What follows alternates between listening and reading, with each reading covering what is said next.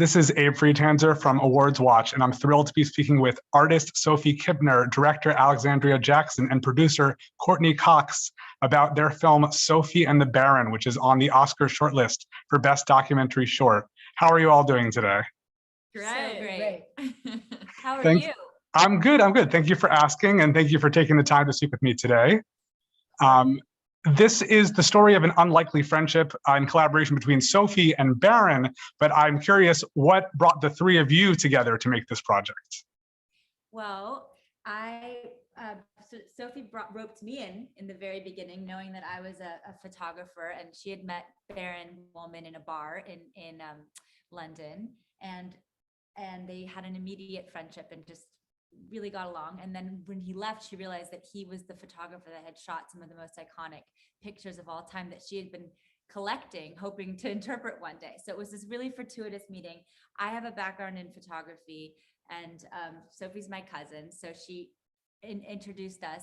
And I just started shooting, and pretty much immediately after showed Courtney some of it, and she saw a story in this along with our other producer Joanna, and they just encouraged us to make this a film.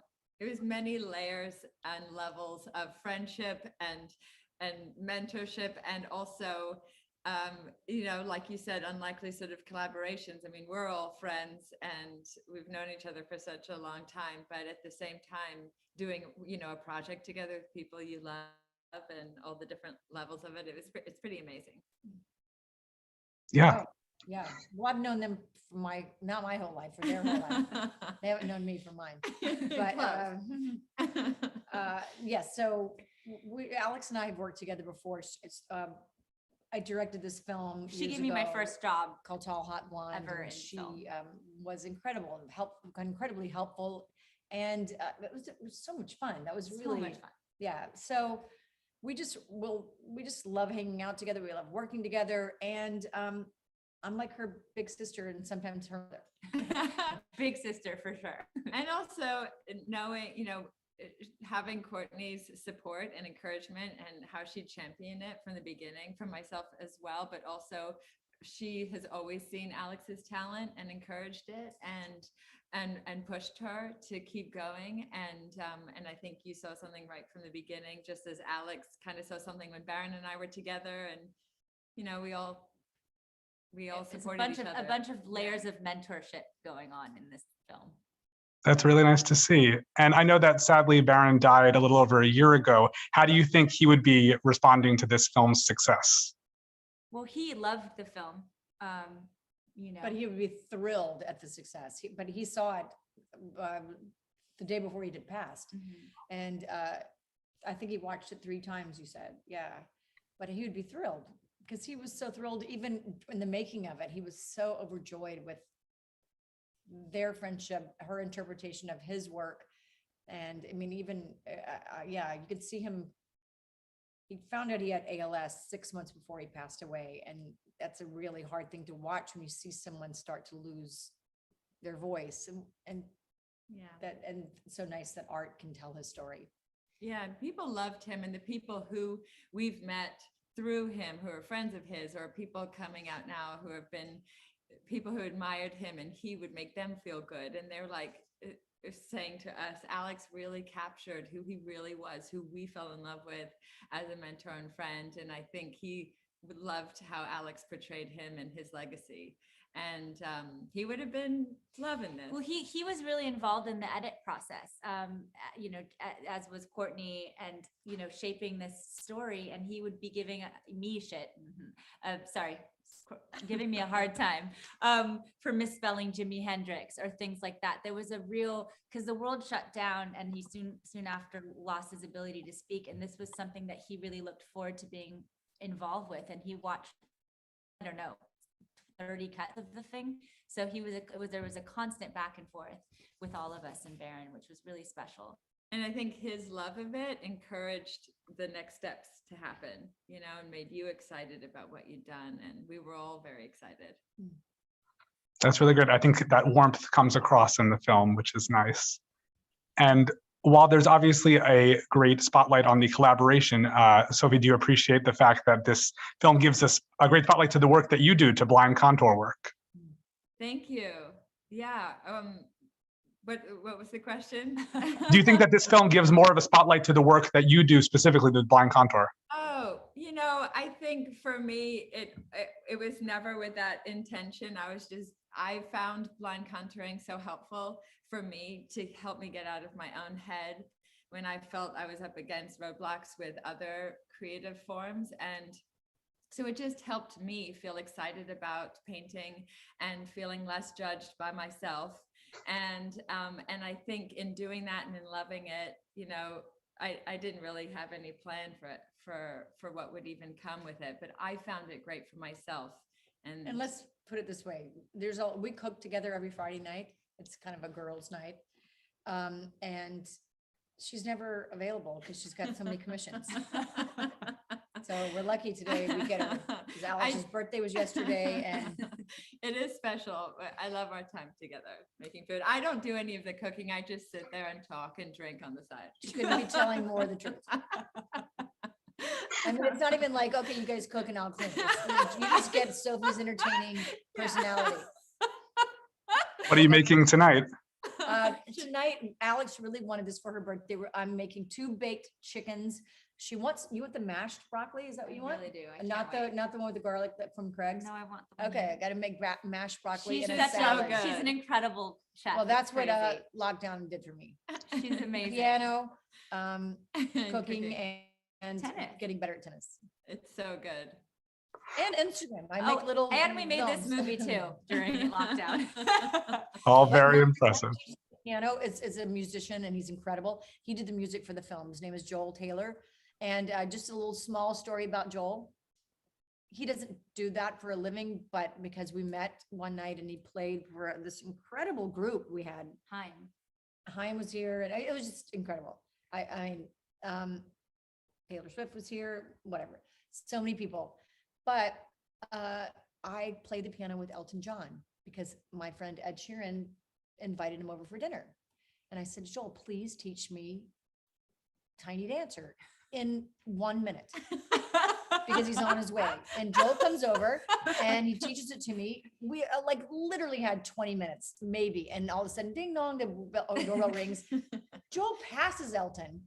And I was so nervous. I didn't know what I was doing, but that's how killed good it. Yeah, he really.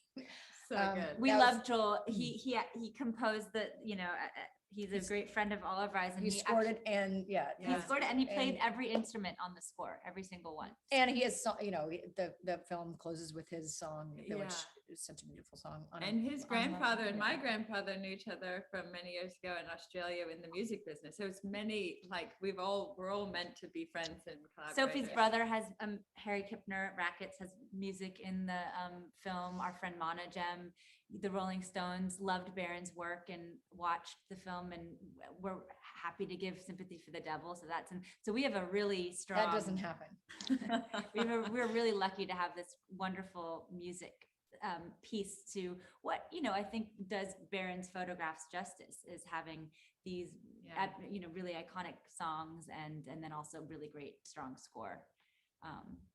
We're big fans of the musicians that Music worked on our has film. always been so important to you And everyone, all 3 of our lives. Yeah, that's another thing that connects us with each other and with the film. And I knew you were talking about music from the beginning. Alex is, as she edits, and Courtney's such an amazing editor too, and their brains kind of going in real time. It's amazing to watch for me, because I'm just sitting there like I do on Friday nights at dinner. I just sit and watch. That's great. Well, on the subject of being watched, did you enjoy being the subject of a film? And is that something you might want to do again if anyone wanted to make another film about you?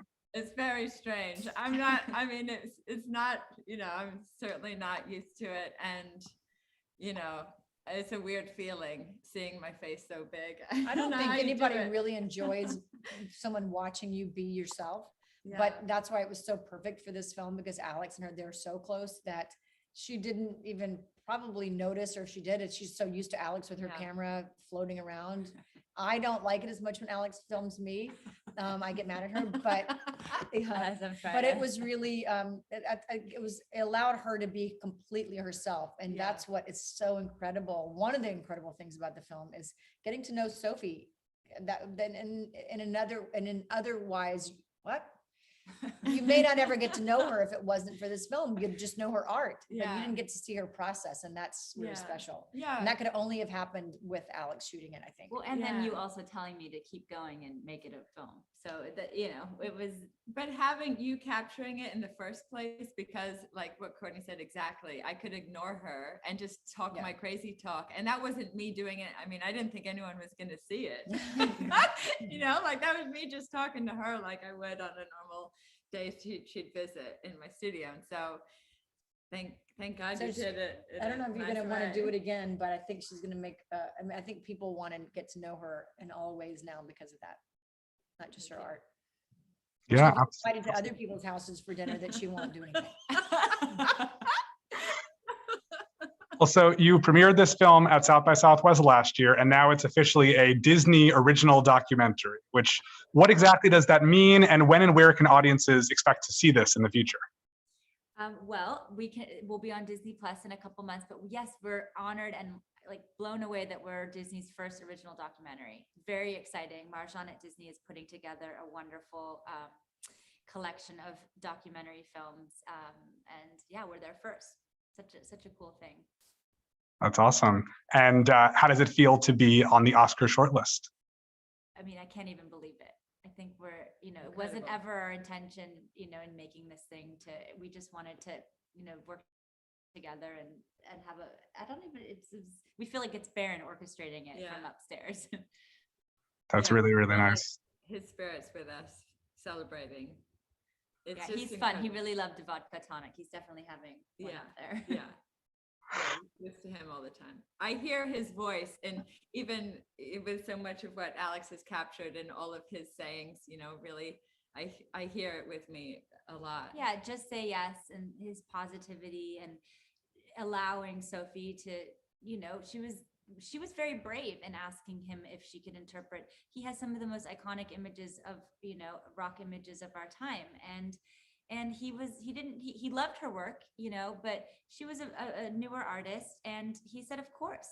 And look what it led to. And then to allow me to film him too was a huge honor. You know, I had shot photos and had a background in photojournalism, but it's not like I have all these films that I've done. So he took a leap of faith on both of us. And that was, you know, really special. That's really great. Well, I thank you all so much for speaking with me tonight. It seems like you guys are a lot of fun, and I hope you enjoy your dinner and wish you plenty of luck in the Oscar race. Thank you so much.